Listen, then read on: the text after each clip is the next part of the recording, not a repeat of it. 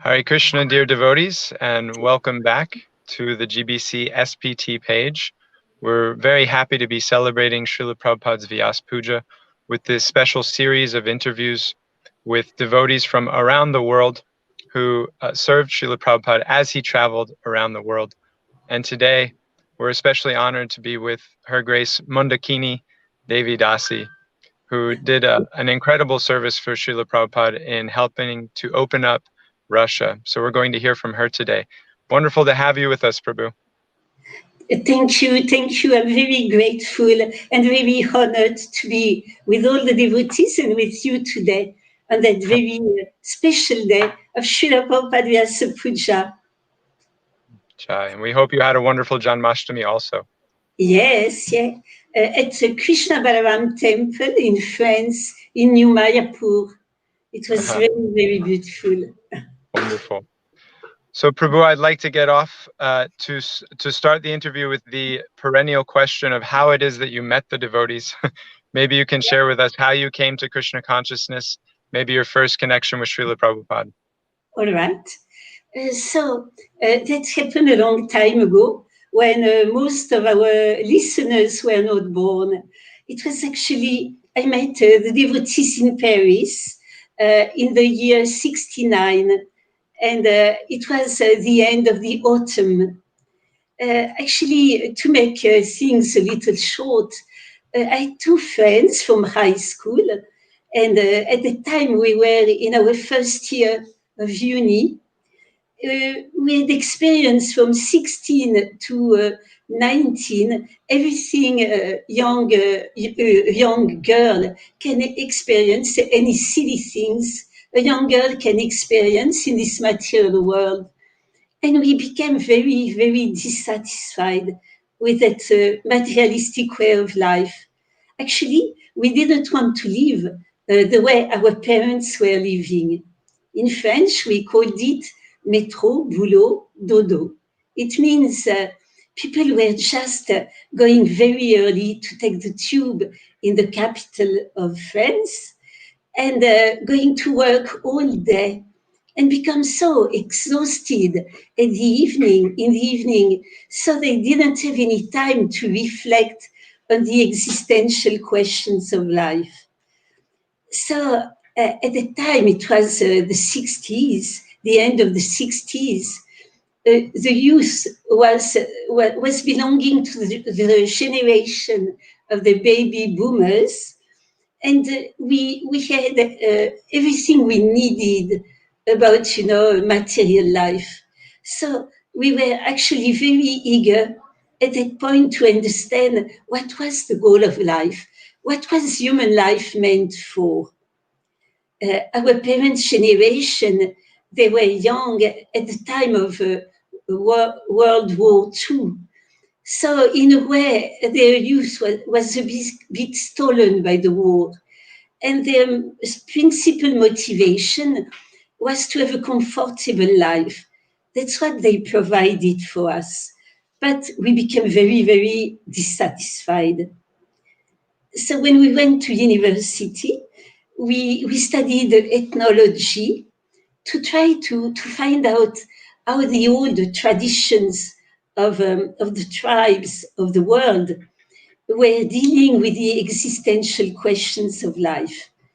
We studied the way the Eskimos were living, the tribes of Africa, the old Chinese philosophy and practice, and also the Vedanta philosophy with the Mayavadi sannyasi.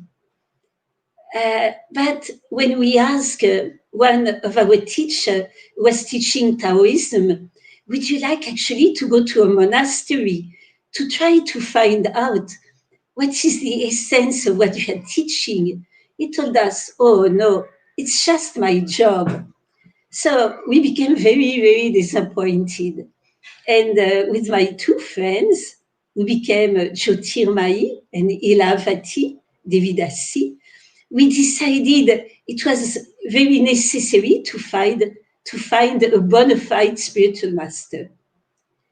And when that desire became very, very strong in our heart, Paramatma, who is always looking to see when the conditioned soul is going to develop some interest for spiritual life, to understand what is the goal of life, let us meet a devotee. It was, we decided we will go to India to find a spiritual master. And in order to do that, we had to do a little job to get the money for the fare. And in the team, there was a young boy. He was French, but he was coming from America. He had a little tuft of hair at the back. And he was seeing us, always reading our book on impersonal philosophy. So at one point he asked me, "Are you interested in spiritual life?" And I told him, "Oh, I'm living for spiritual life." Then he says, "You know, I have a spiritual master. His name is A.C. Bhaktivedanta Swami." I said, "A spiritual master? We're actually looking for a spiritual master. But we want a real spiritual master, not a cheater." Then he said, "There is a book called the Srimad Bhagavatam. You open it, and then you become free from the cycle of birth and death." And as good neophyte impersonalist, we told him, "We just want liberation." Then he showed us the Maha Mantra. And at that time, we became very attracted to the Maha Mantra. We were starting to chant the Maha Mantra at home in front of our painting of Lord Buddha. And it worked well. So one time they invited us to come to the American Center in Paris. It was near in a district called Montparnasse. So we went there, and of course we belonged to the youth of the 60s, and in our deep illusion, we thought we have to see if these devotees, they are real spiritualists, not cheaters. And then we thought we have to take that chemical substance that will help us to see the truth. So we took some LSD, thinking we are going to see if the devotees are real spiritualists. And Krishna played a trick with us. When we came to the American Center with big eyes, like saucers, we saw the devotees, they looked like angels. And the kirtan was so melodious.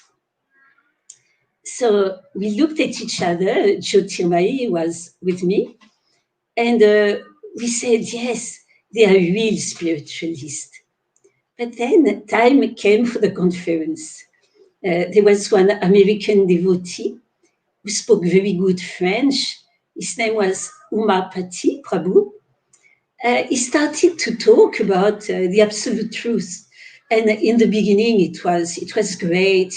He was saying that Krishna was the cause of all causes. Krishna is the absolute truth. Everything is emanating from him. But then it became very strange. He said, actually, Krishna is a little blue village boy, and he's stealing butter to feed the monkeys. And then we looked at each other and we said, oh no, it's not for us, you know. But devotees were so kind, so attractive.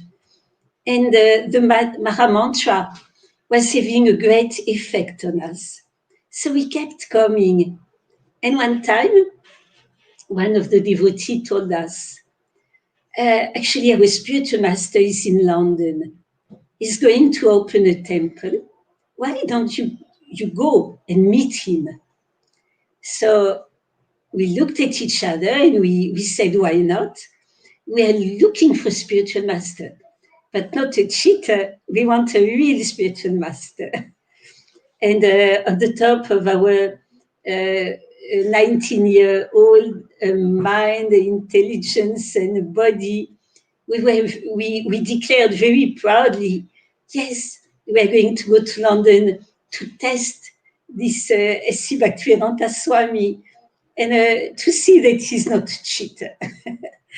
So that's the mood we came to the first beautiful temple, Bury Place. And that's where we met for the first time His Divine Grace, S.C. Bhaktivedanta Swami Prabhupada. We came actually on a very special day. That was the day of the installation of Sri Sri Radha Londonishvara. It was on December the 14th of the year 69. And at some point when we arrived, the ladies decided to put a sari on us and to put our hair properly.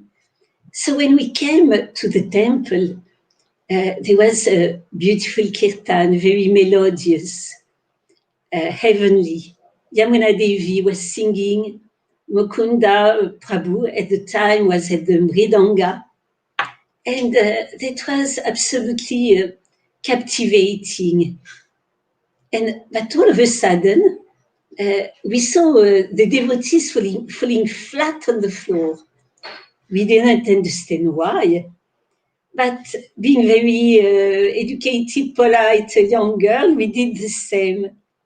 But Srila Prabhupada said one of the main defects of the ladies is that they're very curious. So I was, and maybe I'm still very curious. I put my head up a little bit on the right. And the first vision I had was two beautiful golden feet passing by. I wanted to know more to whom they belonged. And then for the first time I saw Srila Prabhupada. The temple room in London, in Bury Place, was quite narrow. It was a little long. And Srila Prabhupada walked his way, going to the altar. And on the left side of the deities was his Vyasasana. And he sat down in a very regular way. And seeing him the first time, I was very surprised because Prabhupada doesn't have a very high stature. He's not so tall, but he looked immense because he looked very, very aristocratic. And his head was up in a very elegant way. And seeing him, I thought, oh, I didn't say Krishna at the time, but oh, he looks like the emperor of the world. But simultaneously, there was such a feeling that at the same time, he looks like the most humble sage in the world.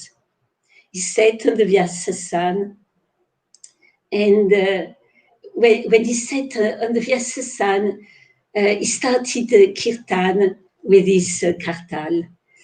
Everybody has heard, Prabhupada's beautiful kirtan. First, it was very slow melody. Then the tempo increased, and then it became again very, very slow, very meditative. So it was fascinating, and it was like being in another world. And Prabhupada started to give a talk, and he was catching everyone's glance. And when I think of it, I think of Krishna in the Rasa Lila. Like each gopi would think, oh, Krishna is only dancing with me. And it was like that for us. We would all think, oh, Srila Prabhupada is only looking at me. And when I caught his glance, I didn't know why. I felt some tears coming on the side. And I was wondering why. I'm not overjoyed. I'm not stricken with grief. What's happening? And I just realized that person, that deep glance, that person knows me much better than I do. And he knows all the struggles, all the sufferings, And his compassion is such that I'm overwhelmed by his compassion. And his eyes were saying, I have the solution for it. I have the solution.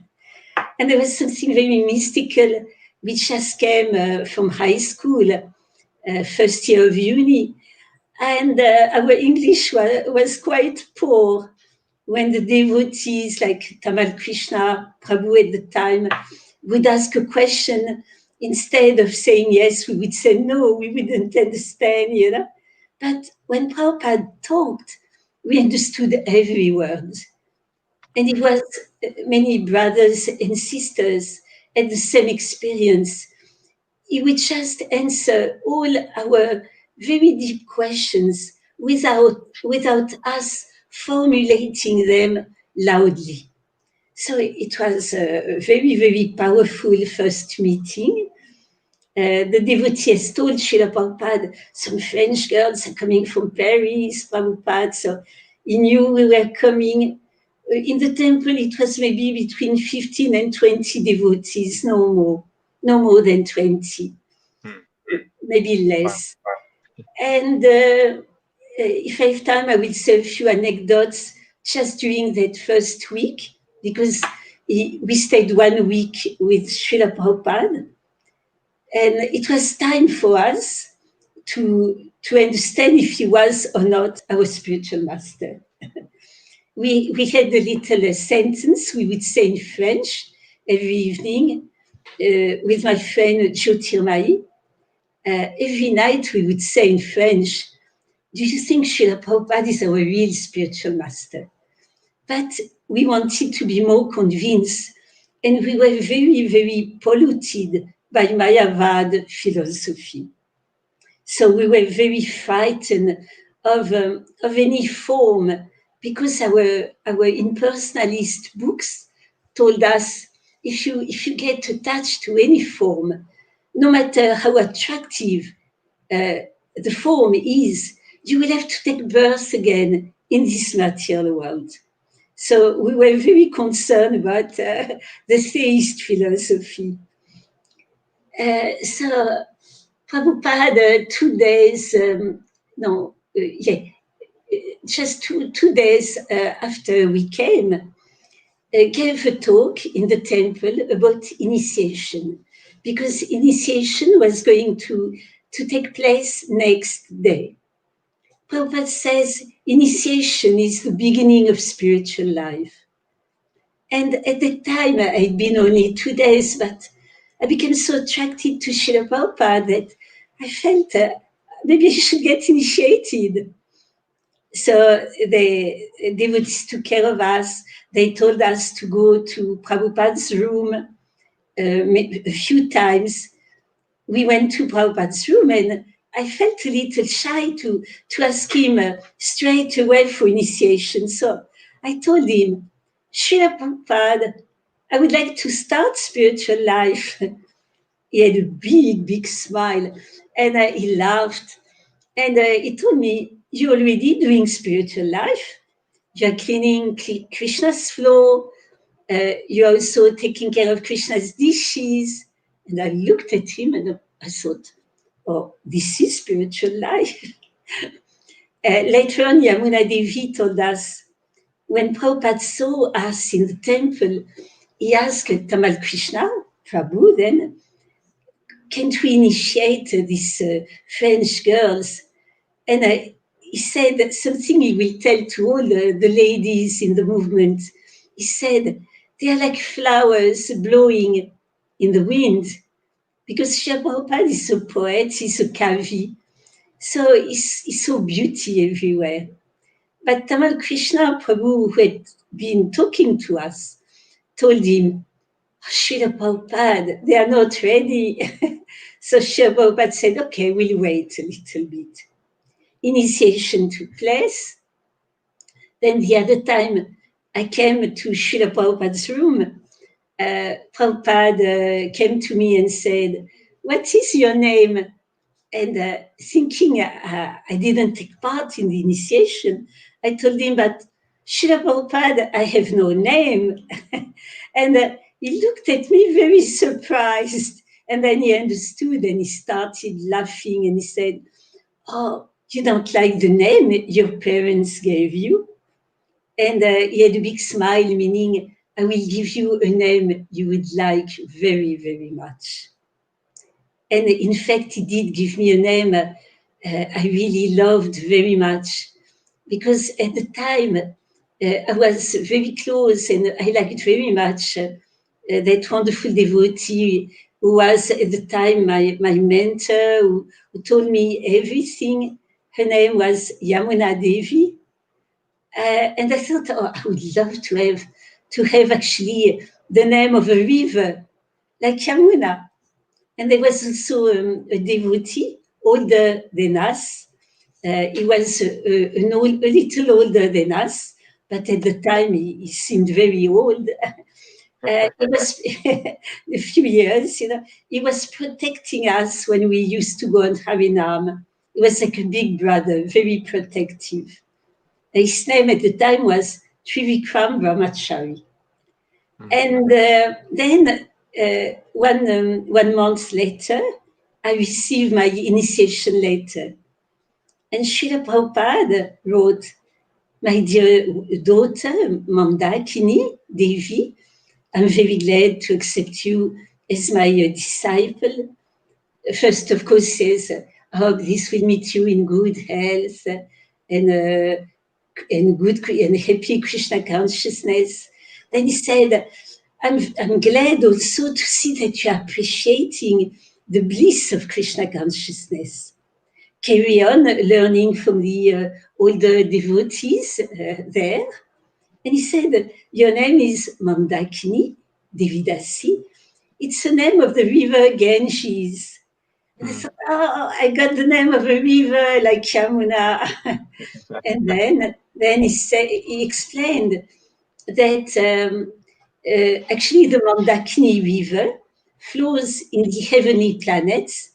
And when Lord Vamana is assuming that gigantic form to beg 3 steps of land to King Bali, he makes a little hole in the universe, and the Mandakini River becomes the Ganges. And then he said, when the Lord assumes that gigantic form, his name is Trivikram.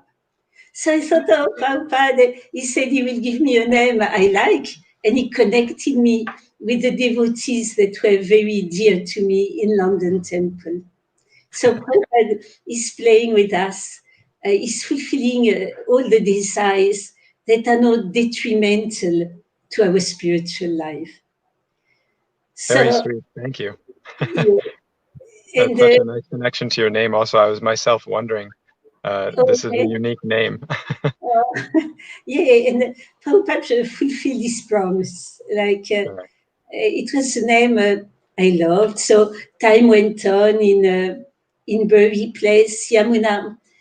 At one point, I got the incredible mercy, because I didn't know how to do anything, to come after when we got initiation, second initiation, maybe 2 months later or so, to be trained to assist Yamuna in deity worship.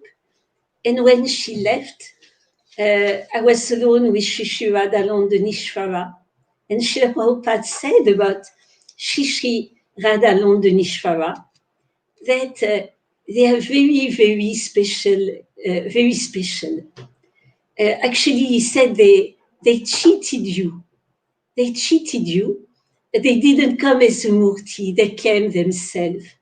And that became very evident in my next steps in Seva. Because what happened after some time, there was a very strong desire from within to take part in the mission of Lord Chaitanya. I was Pujari. I couldn't go out very much anymore. And I felt a very strong desire to go out on the field of preaching. And one day I read a comment in Prabhupada books unfortunately, I don't remember where. It was saying that if the spiritual master is asking you to do a task a little difficult, and if you say yes, very on the spot, you will make a lot of progress in Krishna consciousness. So I became very excited and I ran to my dear Shishivadalandhanishvara and I told them, you're so wonderful, you can do everything, you're so intelligent, my Lord. Please, can you make some arrangement that Srila Prabhupada will ask me to do a task just a little difficult. But please, my Lord, remind me to say yes. And I forgot about it. So to come back to that first week, just Srila Prabhupada, I can tell you one more story that was very beautiful. And also that shows that Krishna tells him everything he needs to know. It was the last day Prabhupada was going to leave, maybe next day. He gave a Sunday lecture. There was Sunday feast. He asked for questions. And then there was an Indian gentleman at the back of the room who raised his hand. Prabhupada said yes. And that man used to come to teach Sanskrit to the devotees. And he said, Krishna is not God. God has no form. He went on like that. And then Prabhupada became furious. He became all red. And he started to scream at the man, you're such a fool, you're a rascal, how do you dare, you're an ass. And because we were impersonalists, we were quite agreeing with that man. And when we heard Prabhupada screaming and becoming all red, we didn't understand that it was actually Prabhupada in his mood of chivalry, that he was defending his beloved Lord. But I looked at my friend, and at night, when we put to each other the usual question, do you think Srila Prabhupada is our real spiritual master? Very sadly, we had to say no. Because we read in our books that the spiritual master never becomes angry. That he controls his anger, his senses and everything. So without telling anybody, we packed everything, ready to go. But in the morning, Yamuna came and she said, Srila Prabhupada wants to see you. So we went up, and Prabhupada was so charming. And he asked, small questions. I remember he asked if I knew how to type, probably to engage us, but I didn't know how to do anything except reading. My whole life was reading. So I said, no, Srila Prabhupada. But coming out of the room, we couldn't understand why, but we did not want to leave anymore. And then Srila Prabhupada told Yamuna, don't let this man come again. He's disturbing our preaching. So Krishna helped him to know what he needed to know, and he saved us. So it's many more, but I will stop here for that question. Yeah, so now, thank you so much. We may have to have you back many more times. I can tell that you could speak for a long time about Srila Prabhupada and your connection with him. But going back to that dangerous request you made to the deities, Radhalandhanishvar, that they inspire Prabhupada to give you a little bit of a challenge in instruction, maybe that's a good segue to bring us into how you ended up in Russia. So maybe you can share how you received that instruction from Prabhupada by the mercy of Radhalandhanishvar. Yes, Prabhu. Actually, I was 19-year-old girl, and we had a little joking exchange every time Srila Prabhupada was coming to London. Because you remember that Srila Prabhupada wanted all the girls to be married and all the boys to remain brahmacharis. So at the time, I really didn't want to get married. I thought I didn't come to spiritual life to get married. And every time Srila Prabhupada was asking, "Are you married?" and I was flushing red and saying, looking down, "No, Prabhupada." And he was laughing and he was saying, "You didn't find anybody good for you, Mandakini?" Actually, I was refusing every proposal. And then Prabhupada was coming very often to London because it was in the center of his trips when he was traveling the world. So one day we heard something very, very strange. We heard Srila Prabhupada was in Moscow, behind what we called at the time of the Cold War, behind the Iron Curtain. And I remember at the time feeling so proud of Srila Prabhupada. I was thinking, he's so brave, he's so fearless. I was so proud of him because we read so many books or saw so many movies about what was happening behind the Iron Curtain, how people disappeared, got killed, even got ripped off history books when the party thought it was good. So I couldn't believe it, and then I thought, oh, probably a country I will never go. Actually, that happened 2 times in my life, to think a country I will never go, and every time Prabhupada sent me. The other one was Iran, and before the revolution, of course, yeah. And then one day, Prabhupada, so we didn't hear anything, any details. It was kept secret, but we knew he was in Russia. Then he came back first to Paris, and then he came to us in London. And one day, one devotee told me, "Mandakini, Srila Prabhupada wants to see you." His room was on the first floor. So I was feeling a little nervous that I must have made a mistake in my manual services. Like, for example, one day ironing his dhoti, I burnt it. So I cut it, without telling him, and something like that, And I knocked, and I heard Srila Prabhupada's beautiful voice, deep voice, saying, "Come in." I came in. I opened my obeisances. I looked at him. He had a big, big smile. So I thought, he's not going to chastise me. He said, "Come closer." He was sitting under a low desk. And I sat down, looked at him, and with a voice using a very, very normal conversation tone. I always say the same because I remember it the same. It was the same tone he would use, like if he would say, "Mandakini, could you go and get some potatoes for me across the street?" and then he said, "Mandakini, would you like to go to Moscow and to marry that boy, Anatoly? And by the grace of Lord Chaitanya, you can assist the mission there."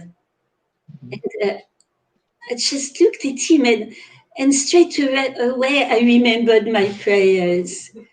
And then I told him, "Yes, Srila Prabhupada." And Srila Prabhupada's smile became so big, what we have been used to call in Iskcon oceanic smile. He turned to Shyama Sundar, who was standing on his left side, and he said, "Shyama Sundar, you arrange." And that was the beginning of the beautiful saga. Amazing. And pure mercy, pure mercy. You were able to say yes. And what happened after that? How did things develop? So after that, I had to get ready to leave my beloved Shri Radha Londonishvara. and get ready to go to Paris to make a visa. I was starting to study Russian. At the door, outside the Srila Prabhupada's door, and the time came to go to Paris.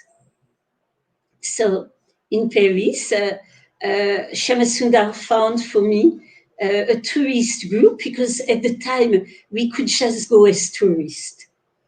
So the objective of this tourist group was to go every night to see the Bolshoi dancers,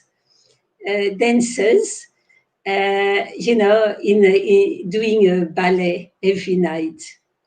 So I went with this tourist group, and I got my tourist visa for 1 week. But Prabhuji, before telling what happened there, can I talk just a little bit about Srila Prabhupada mood and what happened? Okay. That'd be wonderful. Whatever you're inspired to share, we're ready to hear. So at the time when we didn't know anything, but we learned later on. Prabhupada was feeling very, very much compassion for the people living in communist countries, especially in the Soviet Union. And when our dear Ganesha, who became the holy Bhakti Tirtha Swami, actually went to the Eastern Bloc with the library party and told Srila Prabhupada about the condition of the people living there, how they hardly had any vegetables or fruits. Prabhupada had tears in his eyes, and he said, it's not the people, it's just the leaders with this atheistic philosophy of communism. They make such a scene that nature is actually beholding the basic necessities of life. So Prabhupada was very, very concerned about the Soviet Union, how to change, to change the situation in that part of the world, so people can become happy again and stop being fearful. So he was very concerned. And seeing that, dear Shyamasundar Prabhu found the contact of a teacher, a professor in an institute for Asian studies. It was Professor Katowski. And he wrote to Professor Katowski, my teacher, A.C. Bhaktivedanta Swami, would like to come and visit you to discuss Vedic literature, Vedic philosophy. And Professor Katowski was a very polite man, very educated, and very, very nicely, he wrote back. Oh, sorry. Are you here? You're here. Yeah, I lost you a little bit, but I have some angels behind. They fixed it. Are you with us?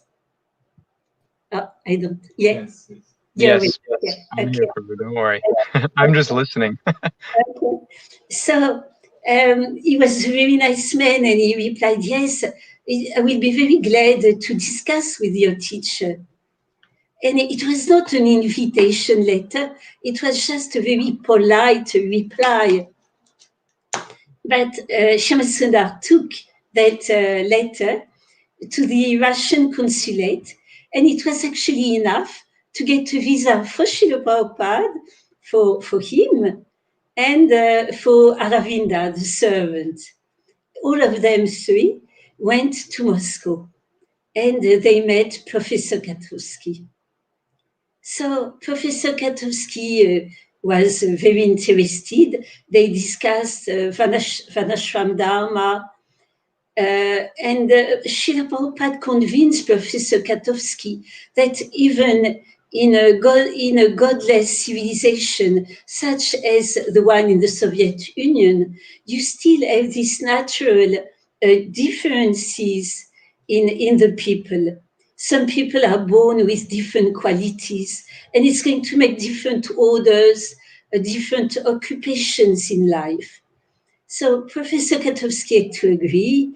The meeting came to an end, and Prabhupada actually asked the following question, because he actually came for one purpose.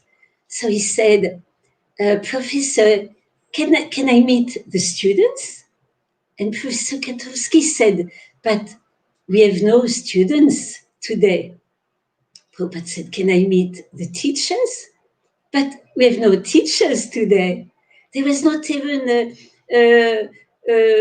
somebody who was sweeping the floor in the university because Srila Prabhupada was so frightened. No, sorry, Professor Katowski was so frightened of the KGB that he had chosen a day where there was absolutely nobody in this institute. So Prabhupada became very disappointed because he came to meet the youth. He had seen in America, in Europe, how it was the youth who made the difference, not the wealthy people, aristocratic people. In England, his spiritual master has sent some sannyasis like Bon Maharaj, and they approached the aristocracy, the lawyers, except the lords and the ladies, but nothing came out of it. So Prabhupada knew the youth will make the difference. And he was very, very disappointed. In the morning, we've seen these beautiful pictures, black and white, taken by Shyama Sundar with a very basic Polaroid, camera, showing Prabhupada alone, taking his morning walk in the Red Square, where at the time there was absolutely nobody. Then coming back to the hotel, then even going on buses, and being very, very frustrated. So dear Shyama Sundar prayed to Krishna, please, my dear Lord, make Srila Prabhupada meet some young people. So Krishna definitely had his plan, and Prabhupada's desire and Shyama Sundar's prayer for his spiritual master couldn't go in vain. So Shyama Sundar, it's a few versions. Sometimes he says it was in a grocery store. Sometimes he says it's outside a bank. But he was approached by two young people. One was Russian, a tall young boy, Russian boy, and one was Indian. And the Russian boy came to Shyama Sundar and spoke to him in English. He asked Shyama Sundar, are you coming from India? Shyama Sundar had a dhoti, tilak, shika. Shyama Sundar said, no, I'm not coming from India, but my spiritual master is coming from India. And the young boy said, oh, do you have any jeans to sell? And because at the time, there was absolutely nothing coming from the West. So the young people were ready to buy jeans and records and anything that was anti-regime, anti-communism. And so then he asked, do you have any records from the Beatles to sell? And then Shyama Sundar said, no, I don't have any records from the Beatles, but my spiritual master is actually the guru of the Beatles. Would you like to meet him?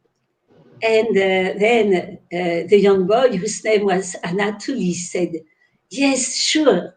So he went to meet Srila Prabhupada. And actually, it was very, very mystical meeting. Srila Prabhupada, it was 2 days left, 2 full days, and Srila Prabhupada for 2 days explained the whole philosophy of Krishna consciousness to Anatoly. Shyama Sundar said he never saw Prabhupada giving so much to one person in such a condensed time. Although Anatoly would say, oh, he didn't say so many things. So, but anyway, I believe in Shyama Sundar's vision. And then the young boy asked Srila Prabhupada, he became very, very convinced, very enthusiastic, and he asked Srila Prabhupada, in order to spread Krishna consciousness in the Soviet Union, should I become a pope? And Prabhupada laughed and said, no, it's not necessary. And then he said, at the time he said, before the Prabhupada left, he told Prabhupada, maybe it will be good to have actually a wife from a Western country. Maybe it will help. So we didn't know anything about it. And I didn't know that, but that was what motivated Srila Prabhupada when he asked me, can you go to Moscow and to marry this boy? And I told him, so that shows how Srila Prabhupada was so brave, so fearless. For example, my dear sister Malati, my god sister Malati, you know, she's known for spiritual disobedience. And she's so wonderful. When she heard that Shyamasundar and Prabhupada and Aravinda were going to Moscow and were not taking any books, she couldn't believe it. And then, without telling anyone, she put a little blue pocket Bhagavad Gita of Srila Prabhupada in Shyamasundara's suitcase. So when time came to go through immigration, the officer asked Shyamasundar to open his suitcase. And the little blue pocket Bhagavad Gita fell on the floor, shining of its own glories. And the Shyamasundara's face became white. And there was a big shock coming, and the man must have felt a little uncomfortable to have made the book fall. And so, okay, put it back. And Srila Prabhupada in Yadu Bara's movie is saying something about that event. He said that when the book was picked, one officer came and he was quite nice, and he told Srila Prabhupada, we are not going to put you, to arrest you and put you in camp for that book. It's okay. You can go. We're not going to kill you for that. Yeah. So Prabhupada was so brave. So now with our last, we have about 15 minutes, Prabhu, before generally we would finish up. Maybe you can share about your time there. Once you went to Russia, what was it like to try to develop what Srila Prabhupada had started? Okay, so we might not have time to talk about all the Russian devotees. Okay, so... there's many Russian devotees now, so we may not... No, I mean the veterans, the heroes. You know, well, anyone you would like to mention, we'd love to hear about them. Okay. If we don't have time, maybe we can do a special thing for them. That would be appropriate, I think, yeah. Okay. So what happened was that then time came to join the tourist group. And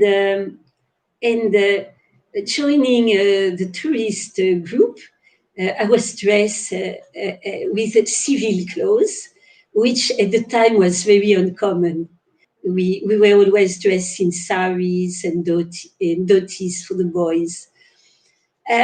So I couldn't take any beads. Shyamasundar told me, don't take any beads, don't take any books, be very, very careful. So I just took some necklace, with kind of pearls and chanted on them. So everything went okay, taking the plane. Then we came to the hotel, and Shyamasundar Prabhu told me, be very careful of the tourist guide, because they will report to KGB any strange behavior. They will report to KGB. So I decided to be very, very discreet. We came, it was time to have dinner at the hotel. And the lady started to ask, okay, now it's time for dinner. I'm going to translate the menu in French for you. So you can have this kind of meat with vegetable. So some people, who wants that? Some people went yes. Then she said, okay, for the others, some fish, dishes. Again, some people raised their hands. She offered then some egg dishes. And it was with horror, I discovered that I was the only one left. And everybody started to look at me. And I had to say that terrible sentence, very unheard of in Russia. I'm sorry, I'm a vegetarian. So she looked at me and I said, I will just take some vegetables, that will be fine. And then I felt very, very sad because I thought, Prabhupada, he trusted me, and just the first hour, I blew everything. Everything is finished. She's going to report to the KGB that I'm really strange, and everything will be finished. And I felt really sad and sorry, being so stupid. And I came up. I climbed the big monumental stair of that Stalin-like architecture hotel. And on top of the stairs near my room was a tall young boy, and he looked very stern. And he looked at me and he said, "Are you Monique?" That was my civil name. And I thought in English, and I thought, oh, it's KGB already. It was so quick. I didn't do anything, anything. And I say, yeah, that's me. I'm Monique. Yeah. And then he said, I'm Anatoly. Yeah.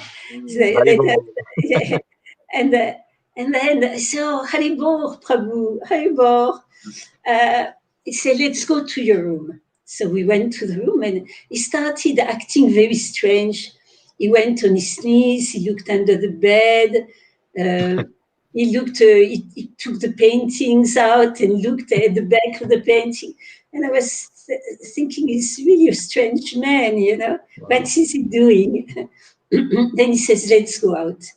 And on the stairs, climbing down the stairs, he told me they had put some microphones so we can talk peacefully outside. And at the time, I'd been in Krishna consciousness not even 2 years, but I thought I was very open-minded, but I was very fanatical brahmacharini. I thought myself very open-minded. And first I told poor Anatoly, I told him, of course, Prabhu, you are following the 4 regulative principles. And he looked at me and said, I try. I said, but you don't eat fish, egg, or meat. He said, most of the time I don't. But Prabhu, you don't take any intoxicant, any coffee, any tea. He said, oh, sometimes only. And gambling, same answer. Then we came to the door, and there was one of the most beautiful Russian girl I ever saw. Her name was Svetlana. And Anatoly said, oh, here's Svetlana, my cousin. But she didn't look at him with the eyes of a cousin. So I didn't ask him about the 4th regulative principle about illicit sex life. And I thought, oh, Krishna, what am I going to do, But it was very nice. Of course, after the next day, Anatoly, thinking, okay, she's going to be my wife, he thought he had to do some kind of romantic things, taking me to beautiful places. And I was feeling so nervous. I was thinking sure about Pat's time, Like at the time, we were not to do that. Now we may do, if we go to, even now if we go to Russia, the devotees, we will say, would you like to go to that museum, to this very beautiful place? And I will say honestly, oh yes, I would love to. But at the time, I was thinking it's so much Maya. I'm wasting Srila Prabhupada time, and what is he doing? Such waste of time. And after some time, I told him, but Prabhu, we have to preach. he said, oh, Haribo, Haribo. Then he took me, and it was actually the what we did most of the time. He took me to visit his friends very discreetly. We wouldn't have any big meetings, but just visiting friends and answering their questions from Bhagavad Gita. And what I did at the time, Prabhu, by Krishna's grace and Prabhupada's grace, was to teach him everything I knew, anything about reading Prabhupada's books, answering questions from Bhagavad Gita. At the time, we had only Bhagavad Gita, and answering questions, cooking prasadam, offering prasadam, leading kirtan, all the basic of Krishna consciousness, chanting Hare Krishna. And that's how time was passing. And for me, it was so wonderful. I just felt in love with the Russian spiritual seekers. They were so deep. Of course, spiritual seekers are wonderful everywhere. But in Russia, because they were starving for spiritual knowledge, their eagerness was such that they were ready to give up their freedom, to give up their lives, their health, just to access some spiritual knowledge. So at the time, I became very indebted to them. I wanted to serve them. So to make things short, this went on for 6 years. Prabhupada wanted me to get my residential permit to marry Anatoly. So I did marry him. But the government never gave me a residential permit. The longest I could stay was 15 days, and the shortest visa was 2 days, although I was even married. Wow. And so after 6 years, Srila Prabhupada told me to give up going back and forth like that.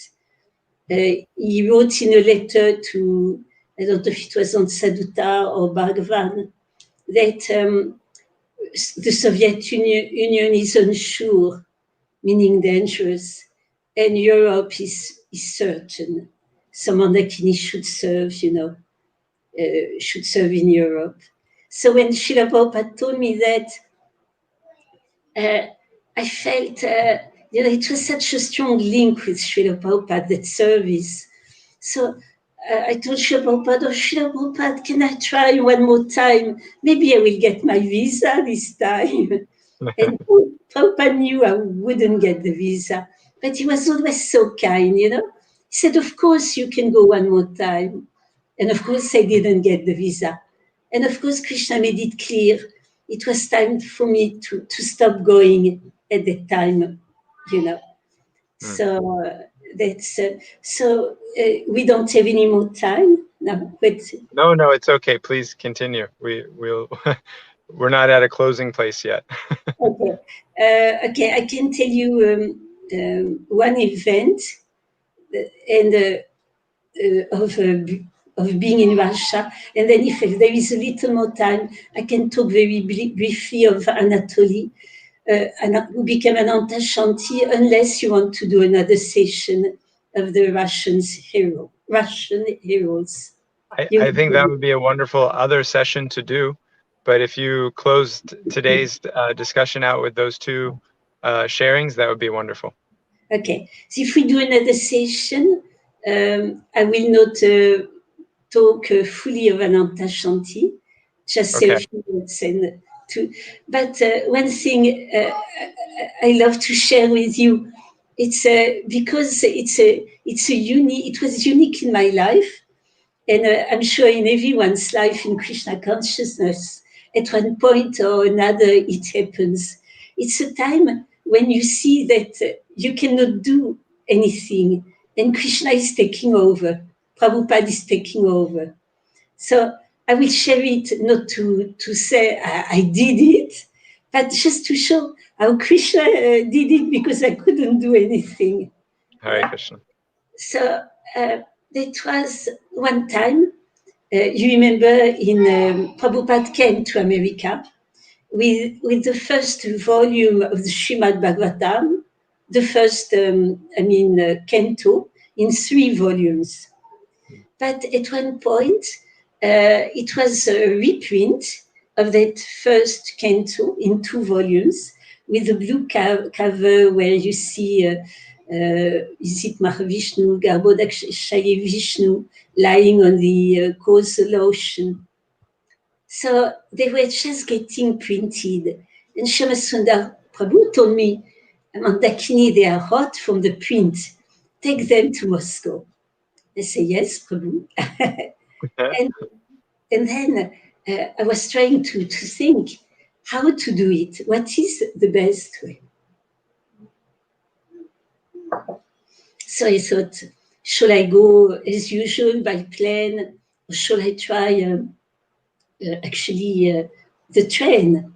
Maybe I won't be bothered so much in the train. And Paramatma directed me to take the train.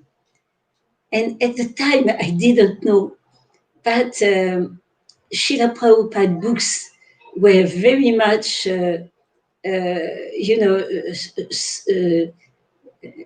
so how would you say in English? They were very much in the eyes of the KGB. We learned about it. There was one beautiful festival celebrating the 40th anniversary of Srila Prabhupada coming to Moscow.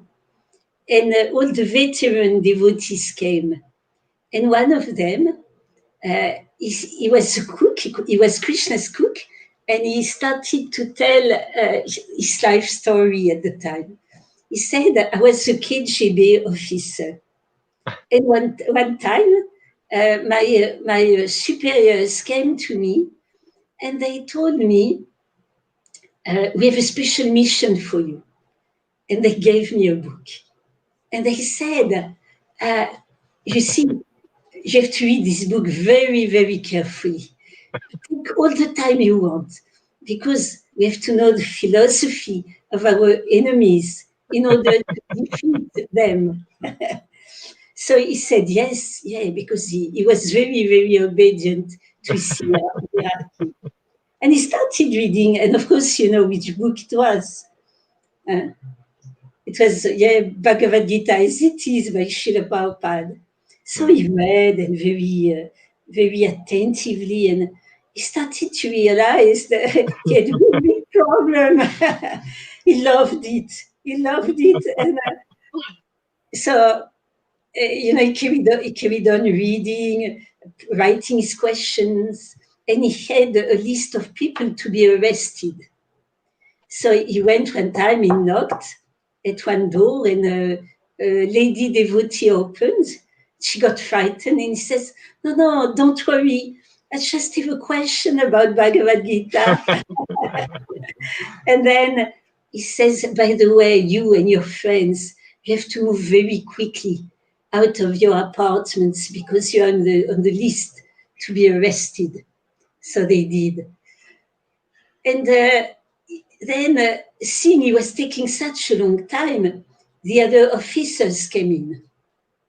And they asked him, but what's happening? I know we told you you have long time, but it's really a long time you took. What's happening? And he says, I love my country. I love the Soviet Union. I love Marx. I love Lenin. I love Stalin. But, and always I followed your orders. Never I have disobeyed anything. But to tell you the truth, I have such a serious problem with this book. I don't see anything wrong with it. What should I do? So they tried to convince him, but he wouldn't get convinced. So they left the room to discuss between themselves. They came back and they told him, okay, it's true, you followed our orders. You're a faithful member of KGB. We cannot punish you, but you have to leave, to resign. And even his superiors, they had to resign because they couldn't convince him. Wow. At the time, he told us that the communist regime had three big enemies. It was Coca-Cola, rock music, and Hare Krishna books, Hare Krishna. Haribo. So we didn't really know about this at the time, about the books. We know we shouldn't bring them, but I came in the train. It was a 2.5 days of train from Paris to Moscow. And there was one lady, she came to me and she told me, I hope you don't have any religious books in your suitcase. I looked at her surprised and I told her, no, it's okay. She said, because if you have religious books, the militias, they're going to get mad. And at the time, I started, the train was going on and on and on, moving. And I was wondering what to do because she told me, you cannot hide them anywhere. You cannot hide them under your bed. You cannot hide them in your suitcase, even in the toilets. They are looking everywhere. So I was thinking, at the time, I thought, Krishna, my Lord, I cannot do anything. Please, I'm sure you want this beautiful Bhagavatam to come to Moscow. So please make some arrangements, my dear Lord Krishna. You are the most intelligent. Nobody can have a better intelligence than you. You have to do it. And then all of a sudden, I saw an Indian young man in the corridor of the train. I left my car, my cabin, and thought how to approach him. So I went and started some small talk, and his wife came. And at one point he asked me, oh, do you have any, why are you going to Moscow? Do you have any Russian friends? And I told him, yes. I was not married yet at that point. I said, yes, I have a Russian friend. And I also have an Indian friend, Anatoly. When he met Shyamasundar, he was with an Indian friend. And his name is Madhukar. So the man told me, oh, do you know his family name? Maybe I know him because I know the Indian community there. So I told the name, his name was Madhukar Tandon. Then he looked at me very surprised. He said, really? But he's the son of my boss. Really? And I became so joyful because I knew what Madhukar's father's job was. He had a very, very important post at the Indian embassy. He was a very high-ranked diplomat. So I became, very, very ecstatic. And I started to thank Lord Krishna and Prabhupada, saying, you did it, my Lord. You're so clever. You arranged everything. Then I looked at the man. I said, oh, maybe you can help me. I have a gift for the son of your boss. And it's some books, Bhagavad Purana. And, these militias, they're so crazy. They buy books, from abroad. Maybe you can put them in your diplomatic suitcase. And the man says, of course, I will give them to my boss with pleasure. So I gave him the beautiful, shining Srimad Bhagavatam. He opened his diplomatic suitcase, he put them in, he locked it. And of course, the diplomatic suitcase was like India itself. It's supposed to contain a very, very secret, strategic document, and the militians are not allowed to consult them. Mm. And indeed, Srimad Bhagavatam was a very strategic document. The most. the most it changed completely the Soviet regime. Mm. So I felt so happy. Then he had to go spend a few days in Poland. He said, when I'm back in Moscow, I give them to my boss for his son. And then I felt so light. The militians came, and they were really looking so fierce and very angry. And they looked everywhere. They looked under the bed. They looked in the suitcase, everywhere. And I was trying to keep a straight face, not to laugh. And inside I was laughing, thinking, Krishna is much clever than you. The Srimad Bhagavatam is coming to the Soviet Union. You cannot do anything about it. And at the time, I thought of the beautiful verse in the Srimad Bhagavatam saying that when Lord Krishna left the planet, he came as his literary incarnation, the Bhagavad Purana. Yes. And Bhagavad Purana is shining like thousands of suns, and it will illuminate the darkness of this age of Kali. Mm. And, truly, when I came back about 36 years after I left Russia, 34 years, I couldn't recognize people in the streets of Moscow. There was no more fear on their faces. They were, before, when I first came to Moscow, it was all black and white and gray, no colors. But it was like colors had come in the streets of Russia. And people were looking like everybody else in the world, joyful. And I thought the Srimad Bhagavatam and the Kirtan, the holy name, has fulfilled the promise of the Bhagavad Purana. Hare Krishna. I will end here with my little service seva in Russia, because it will take too long. And just if we have another time, we will talk about these heroic devotees who actually who did the real work. The main one, the first one is Ananta Shanti Prabhu, who was he was the only disciple, a Russian disciple of Prabhupada in Russia. And from this one man, everything came. He attracted so many extraordinary spiritual seekers who in turn attracted so many others. And it's still going on because Prabhupada said that the Russians, they are the greatest theists.